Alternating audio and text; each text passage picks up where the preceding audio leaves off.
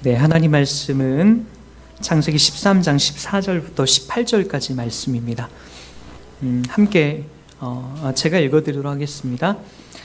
롯이 아브람을 떠난 후에 여호와께서 아브람에게 이르시되 너는 눈을 들어 너 있는 곳에서 북쪽과 남쪽 그리고 동쪽과 서쪽을 바라보라. 보이는 땅을 내가 너와 내 자손에게 주리니 영원히 이르리라. 내가 내 자손이 땅의 티끌 같게 하리니 사람이 땅의 티끌을 능히 셀 수 있을진데 내 자손도 세리라. 너는 일어나 그 땅을 종과 횡으로 두루 다녀보라. 내가 그것을 내게 주리라. 이에 아브람이 장막을 옮겨 헤브론에 있는 마므레 상수리 수풀에 이르러 거주하며 거기서 여호와를 위하여 제단을 쌓았더라. 아멘. 여러분, 성경이 우리들 가운데 이야기해 주려고 하고 있는 것은 여러분들을 이렇게 저주하고 벌 줘서 멸망시키려고 하는 것이 아니에요. 그러니까 여러분들을 불러내서 기왕이면 하나님이 원하시는 그 복된 자리로 여러분들을 끌어가려고 하는데, 여러분들의 인생 속에서 어떤 길을 선택해야 되는지는 분명히 저와 여러분들께서 그것은 선택하여 노력하여 가는 그 과정이 우리들 가운데 필요하다는 것을 또 성경 속에 보여주고 있다는 거죠. 오늘은 이제 그와 상반된 한 사람, 이 아브라함의 이야기를 조금 우리가 살펴보려고 합니다. 아브라함의 이야기는 조금 지난주에 지도 그림을 한 번 더 봤으면 좋겠는데요. 여러분 다 알다시피 아브라함은 요 우르 지역이에요. 여기가 티그리스 강과 유브라데스 강이 이렇게 흐르게 되죠. 유브라데스 강과 티그리스 강. 그러니까 여기가 문명의 아주 큰 발달 지가 아닙니까? 그리고 요 부분과 또 여기 나일강가, 이 애굽에 있는 요 나일강가가 고대 문명에 아주 크게 발전했던 그런 지역인데, 특히나 요 부분은요, 우리가 세계사 시간에 배웠지만은 반달 지역이라고 해서 우상들을 아주 무지막지하게 섬겼던 그런 지역입니다. 더군다나 아브라함은 바로 그 중에 핵심 지역인 이 우르 지역에 아브라함 가족들이 함께 살고 있었죠. 아브라함은 그의 아버지가 데라라고 나옵니다. 데라, 아버지 이름 데라였고, 근데 이제 아브라함이 태어날 때부터 원래 그 믿음을 갖고 신앙을 갖고 있었던 사람인가에 대해서는 성경이 전혀 아니다라고 이야기를 합니다. 대표적인 이야기로 여호수아서 24장에 보면 이런 말씀이 나옵니다. 제가 한번 가져왔으니까 한번 읽어볼게요. 여호수아가 모든 백성에게 이르되 이스라엘의 하나님 여호와께서 이같이 말씀하시기를 옛적에 너희 조상들 곧 아브라함의 아버지 나홀의 아버지 데라가 강 저쪽에 거주하여 다른 신을 섬겼으나 내가 너희의 조상 아브라함을 강 저쪽에서 이끌어내어 가나안 온 땅에 두루 행하게 하고 그의 씨를 번성하게 하려고 그에게 이삭을 주었으며 라고 얘기합니다. 그러니까 여러분 잘 보세요. 여기 보니까 이스라엘 하나님 여호와께서 이 주도권을 갖고 누구를? 아브라함을 불러냈다라고 이야기를 하고 있는 거예요. 여기도 보세요. 내가 너희의 조상 아브라함을 강 저쪽에서 이끌어내어 라고 하는 거예요. 여러분 이 당시에는요, 이 지역에서 다른 지역으로 이사 가는 것이 상당히 위험한 일이었어요. 다 그 지역에서 주도권을 이루었고 각 지역마다 어마무시한 그 지역의 어떤 패권자들이 있었기 때문에 쉽게 다른 지역으로 이사를 가지 못했어요. 더욱이 아브라함의 1차 이주를 이 하란 지역으로 1차 정박을 하거든요. 왜 하란에서 하나님이 약속하신 가나안 땅에 들어가지 못했는가? 이유는 분명한 거예요. 우르에서 하란 지역은 같은 문화권이에요. 그런데 이 가나안 지역은 전혀 다른 문화권이에요. 그러니까 아브라함이 여기에서 1차적으로 부름받아서 하란에 정박해 있다가 더 이상 여기 가나안 땅으로 들어가지 못했던 것은 하나님이 진짜 이곳에 들어가라고 하신 그 하나님이 진짜 맞나? 다시 한번 확인받고 싶었던 거예요. 그래서 이곳에서 정착하게 있다가 그의 아버지 데라가 죽고 나서 하나님께서 다시 한번 음성을 들려주신 거예요. 그게 창세기 12장 1절, 2절, 3절 말씀인 거죠. 그 말씀을 듣고 아브라함이 가나안 땅으로 들어오게 됐던 거예요. 그러니까 여러분 한번 잘 보세요. 아브라함은 처음부터 믿음이 있었던 사람이 아니고요. 더욱이 그의 아버지가 강 저쪽에서 거주하여 다른 신을 섬겼다라는 거예요. 아브라함이 다른 신을 섬겼는데, 그 아버지가 다른 신을 섬겼는데 아브라함은 하나님을 섬길 수는 없어요. 똑같이 하나님이 아닌 다른 신을 섬기는 그런 집안에서 아브라함이 지낼 수밖에 없었던 거예요.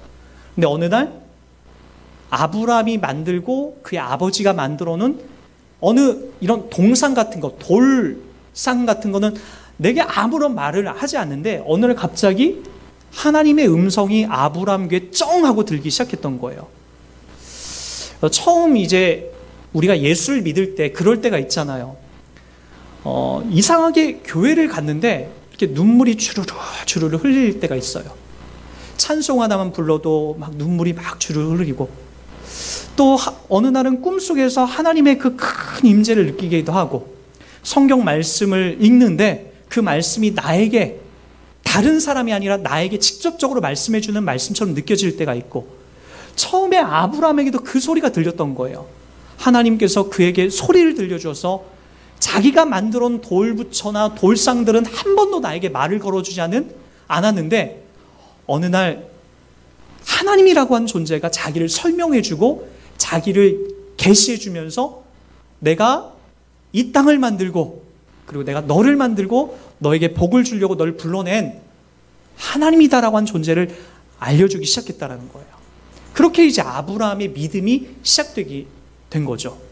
그러고 나서 이제 아브라함은 하나님 말씀을 듣고 이제 나오기 시작합니다. 그게 바로 요 갈대아 우르를 나와서 하란 지역에 있었던 거예요. 그러나 아까도 말씀드렸지만 하란 지역에 있다 보니까 더 이상 여기까지 들어갈 전혀 다른 문화권에 들어갈 용기가 생기지 않는 거예요. 마치 여러분 우리 북한 땅에만 가도 언어가 통하지 않습니까? 그러니까 신의주, 저 만주 지역의 신의주 쪽에 올라가서 이쪽이 중국 땅이라고 했을 때에 중국 땅은 전혀 문화도 다르고 언어도 다른 거예요. 그러니까 들어가기가 너무나 용기가 안 났던 거죠. 그러나 그의 아버지가 죽고 나자 아브라함은 하나님으로 다시 한번 음성이 들립니다. 그 음성이 바로 이거였죠. 여호와께서 아브라함에게 이르시되 너는 너의 고향과 친척 아버지 집을 떠나 내가 내게 보여줄 땅으로 가라. 내가 너를 큰 민족을 이루고 내게 복을 주어 내 이름을 창대하게 하리니 너는 복이 될지라. 너를 축복하는 자에게는 내가 복을 내리고 너를 저주하는 자에게는 내가 저주하리니 땅의 모든 족속이 너로 말미암아 복을 얻을 것이다 라고 하는 하나님의 이야기를 한 번 더 듣고 나서 아브라함이 용기를 내서 이제 가나안 땅으로 내려가게 됩니다. 이때 함께 내려갔던 사람이 조카 롯과 자기 아내 그리고 몇 명의 노비들을 데리고 이제 그곳에 들어가게 됐던 거죠. 자, 여러분, 우리는 이제 하나님께서 이 아브라함에게 어떠한 복을 내리시는지를 한번 확인해 봐야 됩니다. 자, 보십시오. 너는 너의 고향과 친척 아비 집을 떠나라. 내가 내게 보여줄 땅으로 가라. 내가 너로 큰 민족을 이루게 해준대요. 그리고 내게 복을 주어 내 이름을 창대하게 하리고 너는 복이 될지다라고 얘기하고 있습니다. 여러분, 진짜 그랬을까요? 네, 맞아요. 아브라함은요, 하나님께서 가라안 땅에 그 가라고 하신 땅에 갈 때마다 하나님의 인도하심을 받게 됩니다. 대표적인 예로 이런 구절이에요. 가나안 땅에 막상 들어갔는데 그곳에 기근이 막 밀려오기 시작하는 거예요. 가나안 땅에 들어가서 우리가 하나님이 약속한 먹을 것도 좋은 집도 있을 줄 알았는데 막상 들어가니까 죽게 된 거예요. 이글이글 내려치는 태양빛과 먹을 것조차 없게 되는 그런 고통의 시간들이 있다 보니까 어쩔 수 없이 아브라함이 이제 어디로? 애굽으로, 저 이집트로 내려가게 됐던 거예요.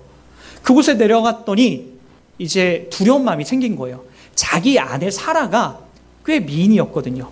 근데 그곳에 가기 위해서 아마 그 이집트의 바로 왕에게 자기 아내가 노출될 것을 알고, 야, 우리 저 이집트에 갔을 때, 애굽에 갔을 때 이제 당신을 나의 여동생이라고 하겠다 라고 하고 이제 들어가게 돼요. 당신의 미모 때문에 자칫하면 내가 죽고 나도 죽고 모든 게 다 망가질까 봐 겁난다라고 하는 이야기를 담아내게 되는 거죠. 그러나 실제로 그렇게 들어갑니다. 그리고 아내로 인해서 이 아브라함의 목숨이 구제받게 되고, 그 다음에 그 나라에서 큰 보화도 그리고 재산도 얻게 됩니다. 근데 여러분, 그날 밤 이 사레가 이제 바로와 동침하려고 했던 그날 밤에 하나님께서 꿈에 바로에게 나타나게 됩니다. 이 바로에게 나타나서 무지막지하게 그에게 겁박을 합니다. 너 사레 건드리면 죽을 줄 알아.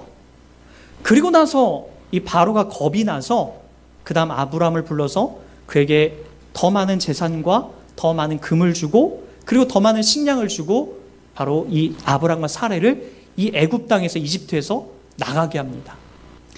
그러니까 아브람이 뭘 배웠을까? 이 지점에서 저는 이 지점에서 분명히 아브람이 하나는 뭔가를 배웠을 것 같아요.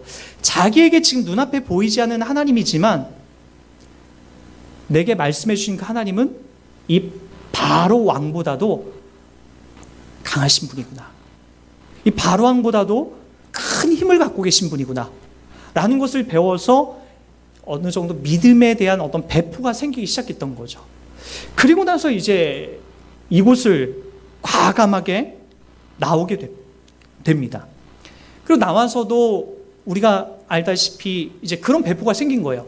하나님이 나에게 복을 주신다고 했으니까 조카 롯에게 네가 좋은 땅을 가지라고 하더라도 하나님이 결국에 나에게도 그 이상의 복을 분명히 주실 거다라는 어떤 확신을 갖고 있었던 거죠. 그래서 그런 배포 속에서 롯 보고 네가 비옥한 땅을 선택해서 가라라고 한 거예요. 그러한 믿음의 과정들이 그에게 조금씩 생기기 시작했던 거예요. 여러분 신앙생활을 하다 보면은 우리들 가운데 그런 마음들이 생기는 분들이 있어요. 그러니까 저에게 이제 어떻게 해서 목회자가 됐냐라고 가끔 이렇게 질문해 오신 분들이 있어요. 저는 중학교 3학년 때 저의 개인적인 신앙 체험 때문에 목회자가 되기로 경험을 했어요. 중학교 3학년 때 저는 제 몸에서 제가 한번 이렇게 분리됐던 적이 있었어요.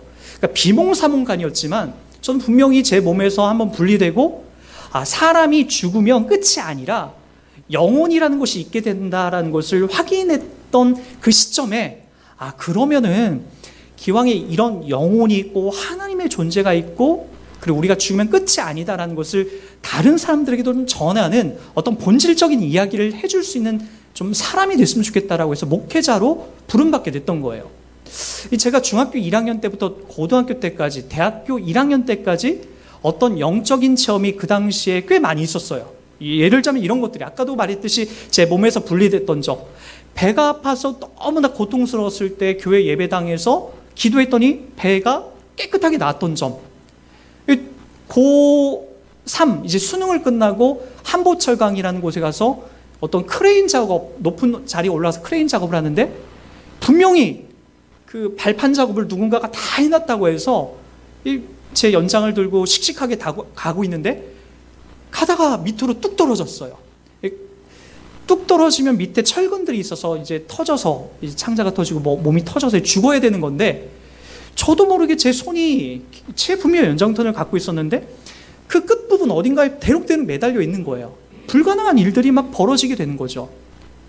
오토바이를 뒤에 타고 제 친구 뒤에 타고 가다가 분명히 전봇대에 부딪혀서 죽어야 되는데 전봇대가 사이사이 있었는데 그걸 기가 막히게 피해서 농번기, 논두렁에 꼴이 나는 일들도 벌어지게 되고요. 말도 안 되는 이런 일들이 참 많이 있었죠. 그러면서 제가 하나 느꼈던 게 그런 거예요. 하나님이 계시구나. 하나님이 분명히 계시구나. 지난 코로나 사태 저희 교회 가운데 헌금이 3월달 가장 어렸을 때죠. 한 500만 원이 지난주에 재정보고가 보니까 그렇게 나왔어요. 그러니까 역대 우리 성도님들이 헌금한 액수가 가장 많이 컸다는 거예요. 재정부를 받던 우리 정준우 집사가 이제 그의 어머니에게 말했다라고 그래요. 정준우 집사가 그런 고백을 했다라고 합니다. 하나님이 살아계신가 봐. 이렇게 코로나 사태로 어려운데 엄마 500만 원이 넘게 이렇게 헌금이 됐어. 그러니까 한 번도 헌금에 대해서 어머니한테 얘기하지 않는데 정준우 집사에게는 그 재정부를 보면서 그게 신기했던 거예요. 어떻게 가장 어렵고 또 많은 사람들이 돈을 버는 것이 가장 힘든 시기에 헌금이 어떻게 가장 많이 이렇게 나올 수 있는가. 재정부를 보는 재정부 집사님에게는 그게 신기한 거예요. 그러면서 고백하기를 하나님이 살아계신 것 같아 라고 이야기를 하는 거죠. 저와 여러분의 인생에도 마찬가지입니다. 아브라함에게도 인생에도 마찬가지. 잘한 것이 없는데 우리의 인생 속에서 그냥 이러한 인도하심을 받게 되는 거예요. 죽어야 될 자리에서 내가 살아나게 되고 내가 무지막지하게 고통받고 끝나야 된 인생 속에서 마치 봄에 새싹이 돋듯 새순이 돋듯 살아나는 하나님의 보호를 받는 그런 일들이 벌어지게 되는 거예요. 여러분, 그러나 성경이 우리를 이런 식으로 불러낸 데에는 더더욱 더 중요하고 근본적인 이유가 있기 때문에 그런 거예요. 여기 말했듯이 아브라함의 복의 근원으로 불렀다라고 하는 것은 여러분, 그 의미가 로마서 4장이 정확하게 그 복의 의미에 대해서 이렇게 설명이 됩니다. 우리 한번 읽어보도록 하겠습니다. 그런즉 육신으로 우리 조상인 아브라함이 무엇을 얻었다 하리요? 만일 아브라함이 행위로서 의롭다 하심을 받았으면 자랑할 것이 있으려니와 하나님 앞에서는 없느니라. 성경이 무엇을 말하느냐? 아브라함이 하나님을 믿음에 그것이 그에게 의로 여기신 바 되었느니라. 일하는 자에게는 그 삭시 은혜로 여겨지지 아니하고 보수로 여겨지거니와 이를 아니할지라도 경건하지 아니한 자를 의롭다 하시는 이를 믿는 자에게는 그 믿음을 의로 여기시나니. 조금 여러분들에게는 어려울 수가 있어요. 여러분, 이건 아주 제가 쉽게 설명하면 이겁니다. 아브라함이 믿을 만한 자격이 있어서 하나님을 믿었나요? 한번 잘 보세요. 믿을 만한 어떤 믿음을 갖고 그가 시작했기 때문에 그와 같은 복을 받은 건가요? 아니에요. 누차 말씀드리지만 아브라함은 태어날 때부터 우상을 만드는 집안에, 그리고 하나님과는 전혀 상관없는 삶을 살았고 오히려 믿음과는 전혀 상반된 행동들을 해나갑니다. 그러나 하나님이 그를 하란에서, 갈대아 우르에서, 애굽에서 그를 건져내시고 그를 보호하시고 지켜나가시는 모습들을 우리는 볼 수가 있었어요. 마치 저와 여러분의 인생에도 마찬가지죠. 지난날 우리들의 인생을 보니까 부족하고 연약하고 믿음도 없는 우리들에게 하나님이 개입하셔서 하나님이 살아계신 것들을 확인해 주시고 내가 기도하지 않은 것보다도 더 많은 것들을 채워주시고 나의 연약함을 넘어서 하나님이 신실하게 보호하시고 책임져 주시는 일들이 있다 보니까 자연스럽게 어떤 일들이 벌어지게 되죠? 내가 믿는 하나님을 믿을만 하구나 라는 것을 우리는 확인하게 되는 거예요. 자, 그래서 만일 아브라함이 행위로서 의롭다 하심을 받았으면 자랑할 것이 있으려니와 하나님 앞에서 없다라는 거예요. 그러니까 아브라함이 그가 지지리도 못났음에도 불구하고 하나님이 아브라함에게 역사하신 그 일들을 보고 아브라함이 끄덕거리면서 하나님이 있구나, 하나님이 나를 보호하시고 나를 지키시고 하나님이 말씀하시고 약속하신 것은 신실하게 지켜가는구나, 하나님이 계시구나, 이렇게 끄덕거려지고 믿음으로써 그가 이제 반응하기 시작했다는 거예요. 마치 저와 여러분들에게도 오늘 믿음이 있기 때문에 이 자리에 나온 거잖아요. 한번 잘 생각해 보세요. 이 자리에 와서 여러분 누가 이 코로나 사태에, 이 위험한 사태에 여기 와서 예배하고 찬송하겠습니까? 더욱이 여러분 요즘 돈 버는 거 되게 어렵잖아요. 너무나 어렵다는 거 다 알아요. 근데 여러분 그 중에서 여러분 어떤 분들은 11조까지 하잖아요. 감사한금도 하고요. 이거 세상 사람들이 봤을 때 여러분들을 보고 뭐라고 하죠? 미쳤다라고 얘기하는 거예요. 정신 나갔다라고 얘기하는 거예요. 근데 우리는 해요. 왜요? 미친 게 아니라 정신이 바르박혀서 지난 나의 인생 속에 뭔지 모를 하나님이 나의 인생 속에 개입하시고 일하시고 함께 나를 보호하고 계신 것들을 우리는 다 지금 경험하고 체험하고 있다는 거예요. 그래서 이 자리에 나와서 하나님 앞에 찬송도 하고 예배도 드리고 기도도 하고 심지어 헌금도 하는 이런 일들을 하게 되는 거예요. 그게 바로 우리들 가운데 작용되어진 믿음으로서 반응하는 결과물이 되고 있는 거죠. 그러니까 아브라함도 하나님 앞에서 그의 행위로 자랑할 것이 없지만 부족하고 연약하지만 하나님이 그에게 개입하셔서 그에게 하나님이 살아계신 것을 확인하시고 그에게 이제 믿음이 있게 하셔서 믿음으로 하나님 보게 하셨다는 거예요. 그래서 여러분 보세요. 4절 말씀 다 같이 보세요. 그러니까 일하는 자에게는 그 삭시 은혜로 여겨지거니와 여겨지지 아니하고 보수로 여겨진다라는 거예요. 맞죠? 내가 한 달 동안 열심히 일해서 300만 원, 400만 원 버는 거 이거 당연한 거예요. 자, 그런데 5절 말씀 보세요. 일을 아니할지라도 경건하지 아니한 자를 의롭다 하시는 이를 믿는 자에게는 그의 믿음을 의로 여기시나니 라고 얘기했다는 거예요. 아, 내가 부족하고 연약하지만 내가 지지리도 못났지만 기독교 신앙이란 그런 나에게 역사하셔서 하나님 믿게 하시고 하나님을 알게 하신 그 은혜를 바로 하나님 믿게 된 나의 믿음을 하나님은 의로 여기신다라고 이야기를 하고 있는 거예요. 여기까지 좀 이해가 됐습니까? 그러니까 여러분, 저는 제일 안타까운 게 그거예요. 아, 내가 구원받기 위해서 내가 헌금을 얼마나 더 많이 해야 되나? 아, 내가 하나님으로부터 어떤 저 천국으로 가장 좋은 곳에 가기 위해서 내가 봉사를 얼마나 많이 해야 되나? 그것이 우리들 가운데 이렇게 작동되기 시작하면 그것은 신앙, 하나님을 향한 믿음 생활이 아니라 종교 생활이 될 수가 있어요. 우리 주변에 신천지가 왜 그토록 큰 문제를 야기했죠? 신천지의 가장 큰 문제는 이런 구원론적인 문제도 잘못됐지만 그의 인생 속에서 많은 사람들 상호 경쟁시킨다는 거예요. 14만 4천만 제사장이 될 수 있고 가장 좋은 자리에 갈 수 있다. 그럼 어떻게 해야 되는가? 열심히 전도해야 된다. 그리고 사람을 속여서라도 데려와야 된다. 11조 한 번이라도 빼먹으면 천국 못 간다. 그리고 열심히 봉사해야 된다. 너 집안일, 가족일, 자녀들을 돌보는 것보다 교회당에 나와서 신천지 예배당에 나와서 열심히 예배하고 열심히 성경 보는 것이, 그리고 열심히 봉사하는 것이 더 중요하다라고 가리킴 때문에 거짓말까지 하면서 많은 사람들, 가족들을 속여면서까지, 또는 남편과 자녀들 내팽겨쳐가면서까지 바로 그런 종교 생활에 몰두하여서 제사장이 되고자 하는 그런 잘못된 신앙관이 그에게 들어가게 됐던 거죠. 그러니까 여러분, 이런 부분에 있어서 우리가 말하는 기독교 신앙과 이 성경이 말하는 기독교 신앙과 그리고 종교 생활은 확연하게 다르다는 거예요. 그럼 여러분, 우리의 신앙 생활은 어떻게 해야 될까요?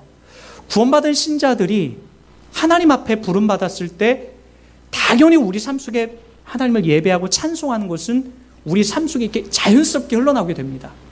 그러니까 여러분, 그런 거 있죠. 아기가 태어나면 엄마 젖을 빠는 것이 이렇게 야 먹어라 먹어라 들이밀어서 먹는 게 아니에요. 태어난 아기는 자연스럽게 엄마 젖을 먹게 되는 거예요. 자연스럽게 엄마 젖을 먹으면서 건강해지고 엄마와 상호 교통하게 되고, 그리고 점점점 이 아이가 자라서 어머니의 기쁜 마음을 헤아리게 되고, 더 자라서는 나중에 어머니가 나에게 아무것도 해주지 않더라도 기꺼이 나를 희생해서 어머니에게, 아버지에게 효도하고 봉사하게 되는 그런 일들이 나오게 되는 거예요. 기독교 신앙도 마찬가지요. 하나님 앞에 이런 믿음으로 우리가 부름받았으면 그 다음에는 어떤 반응이 나오게 되냐면, 처음에는 하나님이 우리를 어르고 달래서 사탕도 먹여주고 여러 가지 기적과 이적을 보여주면서 내가 살아있어, 내가 너와 함께하고 있어 라는 것을 보여주지만, 그 다음 우리가 신실한 믿음이 성장해서는 여러 가지 고통과 아픔이 당하더라도 그 자리를 기꺼이 내가 감수하고 달려가게 되는 그런 믿음의 성숙한 모습을 나오게 되는 거예요. 여러분, 그렇기 때문에 오늘 또 여러분들이 고통당하면서 힘든 일들 속에서 이 예배당 가운데 나와서 복 있는 자로 지금 부름받아 살아가고 있는 자들이 아닙니까? 그래서 여러분, 우리의 믿음의 이런 여정 속에서 오늘 본문이 말하고 있는 이 아브라함의 신실한 믿음들이 어떻게 더 성숙해 가는지를 한 번 더 볼 수 있는 것이 바로 14절과 18절입니다. 14절 한번 우리 본문 말씀 보겠습니다. 롯이 아브람을 떠난 후에 여호와께서 아브람에게 이르시되 너는 눈을 들어 너 있는 곳에서 북쪽과 남쪽과 그리고 동쪽과 서쪽을 바라보라. 자, 여러분, 여기서 롯이 아브람을 떠나서 아주 눈에 보이는 비옥한 땅을 차지해서 갔지만 여호와께서 아브람에게 이르시되라고 하면서, 아브람은 이 하나님이 멈춰 서라 하고 계신 그 자리에서 서서 하나님의 말씀이 내게 달려올 때까지 기다리게 됩니다. 여러분, 여기서 하나님 앞에 기다렸다라고 하는 그런 의미는 가만히 앉아서 어떤 아무것도 안 했다는 뜻이 아니에요. 우리 다 알다시피 아브람은 그 14장에 가서 롯이 다른 나라 사람들한테 붙잡혀 갔을 때에 자기 집안에서 열심히 군사훈련을 시킨 약 400명을 데리고 롯을 붙잡아간 다른 왕들을 추격해서 그 왕들과 그 나쁜 도적대들을 물리치게 됩니다. 그러니까 그걸 통해서 우리가 봤을 때 뭐냐면요, 아브라함은 하나님을 신뢰하고 나서 그의 일상적인 삶이 열심히 그냥 가만히 있었던 것이 아니라 성실하게 자기의 인생을 갖고 갔던 것을 볼 수가 있습니다. 또 하나 우리가 살펴볼 것은 18절입니다. 다 같이 한번 읽어볼게요. 이에 아브라함이 장막으로 옮겨 헤브론에 있는 마므레 상수리 숲에 이르러 거주하며 거기서 여호와를 위하여 뭐했다? 제단을 쌓았다라고 얘기합니다. 여러분, 하나님께서 아브라함을 이끌어가는 곳마다 아브라함이 그냥 가만히 있었던 것이 아니라 하나님과 신실한 관계를 맺어갑니다. 여러분, 저와 여러분들의 인생에도 이게 어떻게 표현될지 모르겠습니다. 여러분, 요한복음에 보면요, 4장 20절에 보면 이런 말씀이 있습니다. 우리 조상들은 이 산에서 예배하였는데 당신들의 말은 예배할 곳이 예루살렘에 있다 하더이다. 예수께서 이르시되 여자여 내 말을 믿으라. 이 산에서도 말고 예루살렘에서도 말고 너희가 아버지께 예배할 때가 이른다라고 얘기합니다. 아브라함이 옮기는 거처마다 하나님 앞에 예배하고 하나님을 먼저 자기 인생 속에 초청하는 그 믿음이 생겼기 때문에 이렇게 하나님 앞에 고백하는 일들이 벌어지게 됩니다. 이 요한복음 4장 20절은 수가성 사마리아 여인과 예수님과의 대화거든요. 아무도 가지 않는, 그리고 이혼을 5번이나 겪은 이 가련한 여자에게 예수님이 직접 찾아가세요. 그리고 이 여인에게 바로 말을 걸고, 그리고 이 땅에 그 완벽한 실패와 절망과 이혼을 5번이나 경험한 이 여인에게 바로 무엇을 얘기하냐면은 너도 하나님을 예배하는 예배자가 될 수 있다라고 초청하는 그 자리에 이 여인이 쓰게 됩니다. 여러분, 이 말씀 중에서 이 빨간색 부분 한번 보세요. 이 산에서도 말고 예루살렘에서도 말고 너희가 아버지께 예배할 때가 이르리라 라고 얘기합니다. 그러니까 우리는 이 예배당에만 와야만 하나님 앞에 예배하는 것으로 생각하는 분들이 있어요. 여러분 누차 말하지만 이 예배당은 나중에 우리가 팔고 나가게 되면 예배당은 나중에 사찰이 될 수도 있고 무당집이 될 수도 있어요. 하나님이 이 건물 안에 갇혀 계신 분이 아니에요. 그러니까 교회라고 하는 그 근본적인 어원을 살펴보면은 교회라고 하는 것은 바로 우리 한 사람 한 사람을 말하는 거예요. 그러니까 여러분들이 내딛는 그 걸음걸음마다 바로 우리가 바로 예배자이고 우리가 교회가 될 수 있는 거예요. 그래서 여러분 이 산에서도 말고 예루살렘에도 말고 어느 장소가 중요한 것이 아니라는 거예요. 너희가 아버지께 예배할 때, 하나님을 찾을 때, 그곳이 여러분들의 회사든, 여러분들이 매일같이 있는 화장실이든, 여러분들의 침실이든, 여러분의 주방이든, 어디든 그곳에서 하나님을 여러분 찾는 그 사람과 바로 그 장소가 바로 예배의 어떤 장소가 될 수 있다는 거죠. 그런 의미에서 여러분 이건 너무나 중요합니다. 여러분들이 내딛는 그 걸음걸음마다 다 예배라고 하는 것을 생각할 때마다 여러분들이 내딛는 책상이 예배의 장소가 될 수가 있습니다. 예전에 하나님을 처음 믿고 있었던 저보다 한 살 많은 그 학교 어떤 선배님이 있었습니다. 늦지막히 예수를 믿었는데 그분이 이제 예수를 믿고 나서 첫 직장 생활을 하게 됐어요. 예수를 믿고 나니까 그 마음이 얼마나 행복하던지 그분이 어떤 신앙생활을 해나갔던 것 중에 하나가 그런 거였어요. 아침에 누구보다도 회사에 일찍 가요. 그러고 나서 회사에 일찍 가서 가만히 하는 것이 아니라 그 회사에 한 책상 한 7, 8개 되는 사람들의 그 직원들의 책상을 다 닦아놓고 다 정리해주고 그렇게 마무리하고 옵니다. 거기에서 충분히 그 형제분 예배를 드리고 있는 거죠. 또한 제가 알고 있는 한 분은 그런 분이에요. 이제 막 직장에 들어갔는데 그분 역시도 회식 자리가 너무나 많다라는 거예요. 자기가 교회를 다니고 많은 사람들이 기독교인이라는 것을 알고 있음에도 불구하고 회식 자리에 막내가 안 갈 수가 없잖아요. 나 그곳에서 담대하게 제가 기독교 신자이기 때문에 교회를 다니기 때문에 제가 술은 못합니다 라고 하지만 거기서 충분히 분위기를 맞춰주고 때때로 2차, 3차를 갈 때도 다 쫓아갔다라는 거예요. 그리고 나서 때때로 회비를 낼 때도 자기가 술은 먹지 않지만 그 회비를 감당하면서 함께 그 회식 자리를 망가뜨리지 않고 즐겁게 했던 거죠. 그러고 나서 이제 마지막이 참 멋있어요. 저보다 3살이 어린 후배지만 참 멋있어요.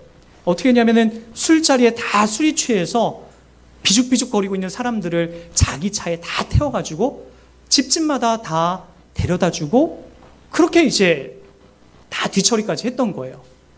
저는 그 지점이 멋있어요. 우리가 그런 자리를 물론 안 가는 것 너무나 중요합니다. 어쩔 수 없이 나의 인생이 그곳에 간다면 기왕에 가서 그곳에 예수 믿는 사람의 삶을 살아주는 것이 바로 이 예배자의 삶이라는 거예요. 기꺼이 그 자리에 가서 내가 지킬 것은 분명히 지키고 내가 그들을 다른 사람과는 다른 삶의 자리로 이제 이끌어주는 거예요. 술은 안 먹지만 안주를 먹으면서 분위기를 맞춰주면서 그리고 그들이 다 술에 취했을 때 대리기사도 불러주고 또 나와 같은 집이면 같은 방향이면 내 차에 태워서 집까지 데려다줘서 여러분 그랬더니 그 친구가 회사에서도 그리고 직장에서도 술은 먹지 않지만 예수쟁이라고 하는 그런 놀림이 아니라 야, 진짜 쟤는 예수 믿는 사람 같아 라고 하는 그런 평가와 인정을 받고 함부로 대하지 못했다는 그런 이야기를 듣고 제가 얼마나 행복한 그런 마음을 제가 품었는지 몰라요. 여러분, 여러분들이 내디는 그 걸음, 그 자리가 예배자예요.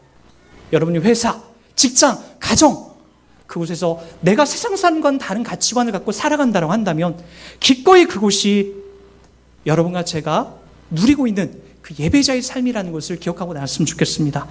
그런 의미에서 갈라디아서 3장 13절 14절은 우리들에게 이 아브라함의 복이 우리들 가운데도 계속해서 연결되고 있다는 것을 이야기하면서 이렇게 정리합니다. 자, 같이 한번 읽어볼게요. 그리스도께서 우리를 위하여 저주를 받은 바 되사 율법의 저주에서 우리를 속량하셨으니 기록된 바 나무에 달린 자마다 저주 아래에 있는 자라 하였음이니라. 이는 그리스도 예수 안에서 아브라함의 복이 이방인에게 미치게 하고 또 우리로 하여금 믿음으로 말미암아 성령의 약속을 받게 하려 함이니라.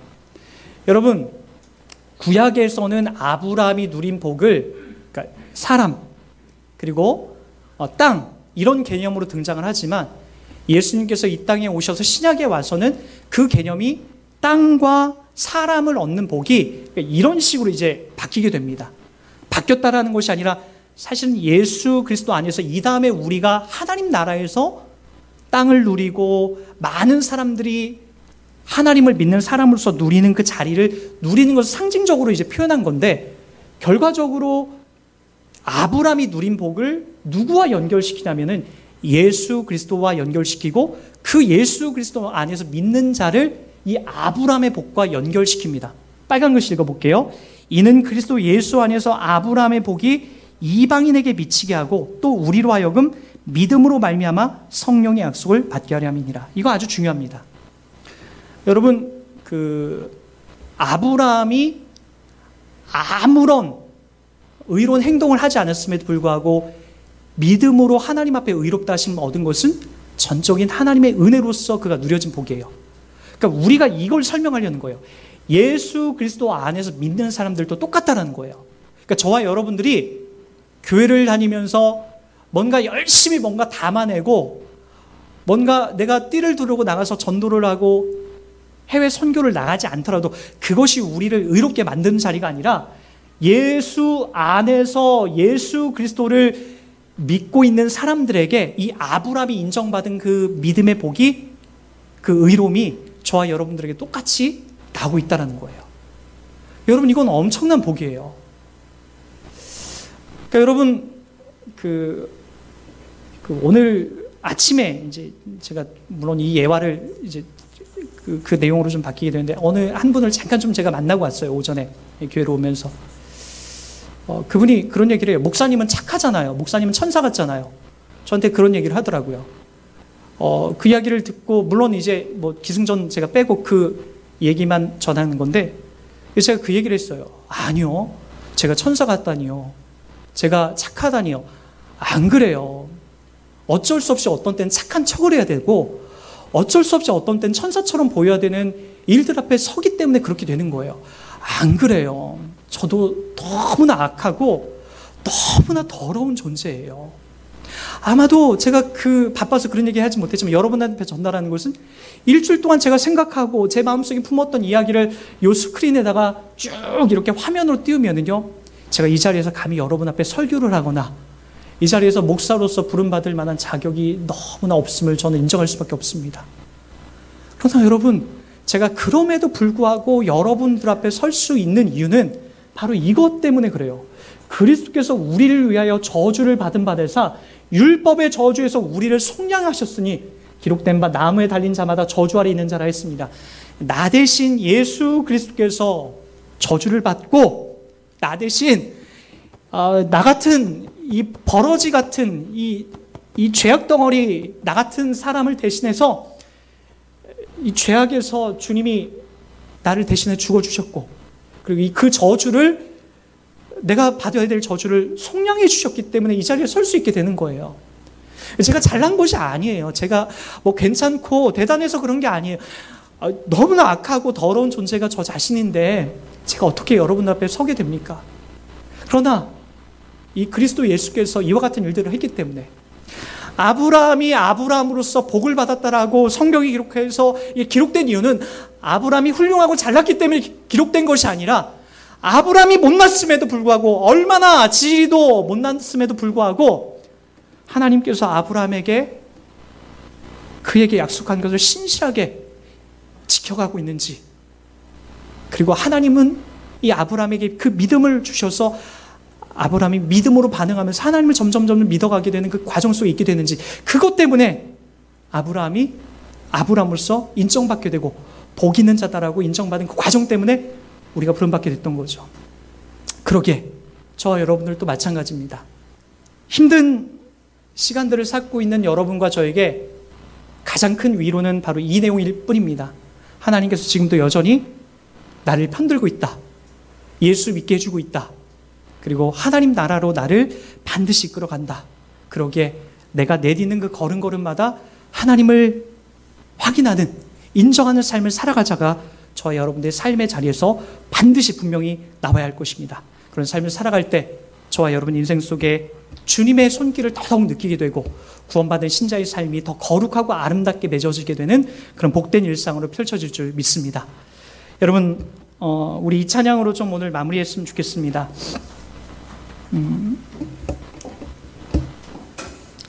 나의 가는 길, 이 찬양을 같이 고백하면서 오늘 내용을 마무리하도록 하겠습니다.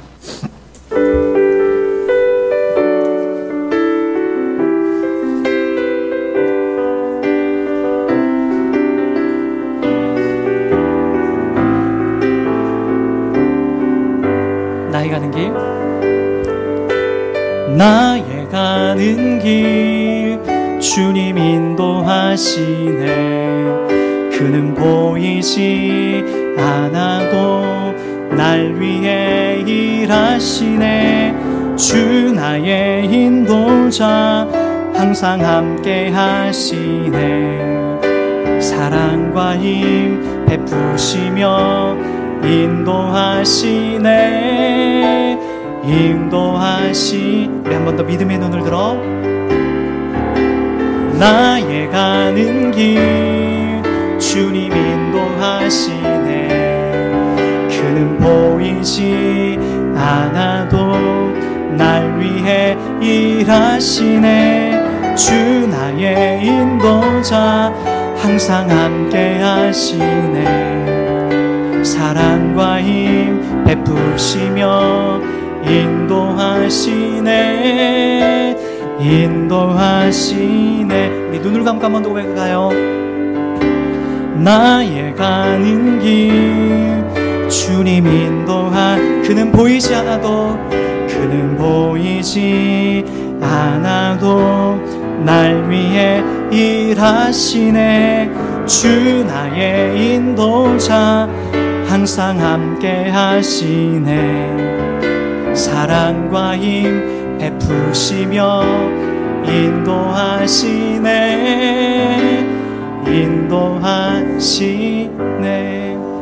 여러분 잠깐 눈을 감고 기도하겠습니다.